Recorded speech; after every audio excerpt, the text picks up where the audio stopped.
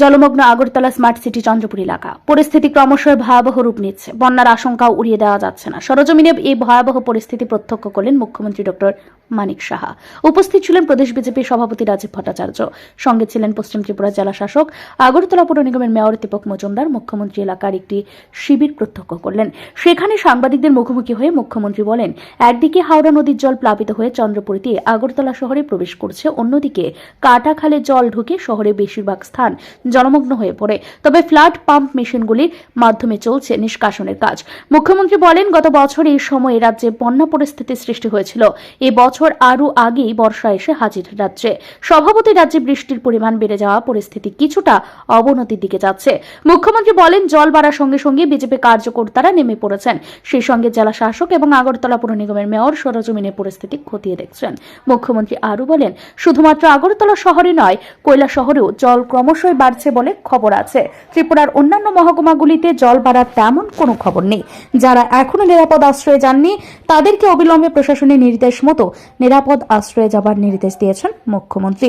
মুখ্যমন্ত্রী ডক্টর মানিক সাহা এদিন চন্দ্রপুর, প্রতাপগড় এবং বড়তোয়ালি এলাকার জলমগ্ন পরিস্থিতি প্রত্যক্ষ করলেন।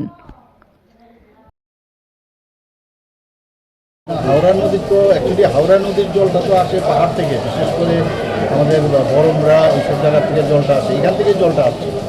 তো এই একটা অসুবিধা। আরেকটা হচ্ছে কাটাখালে যেহেতু করে জলটা বেশি হয়ে যাওয়াতে কাটাখালে গিয়ে জলটা পড়ে।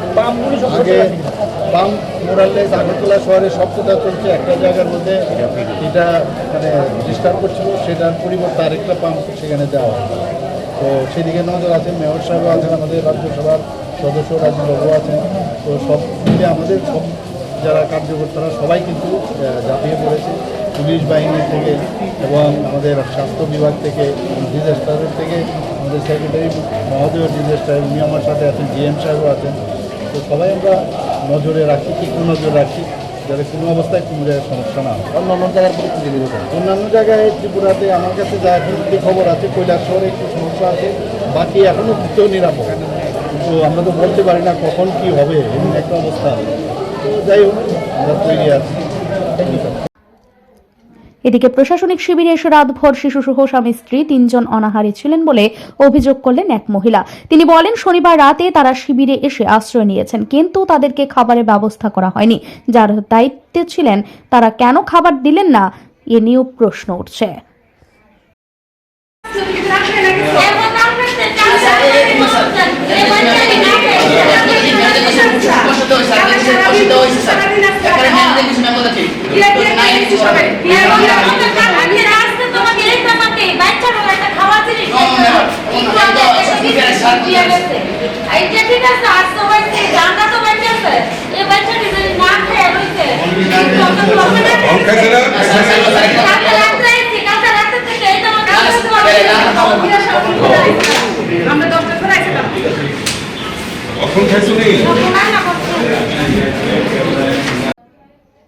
এদিকে শিবিরে যারা আশ্রয় নিয়েছেন তাদেরকে খাবার দেওয়া হয়নি বলে অভিযোগ করলেন এলাকার বিধায়ক। তিনি মুখ্যমন্ত্রীর কাছে সরাসরি অভিযোগ করলেন, শিবিরে যারা আশ্রয় নিয়েছেন তাদেরকে কেন খাবার দেওয়া হচ্ছে না, এ বিষয়ে মুখ্যমন্ত্রী যাতে পদক্ষেপ গ্রহণ করে।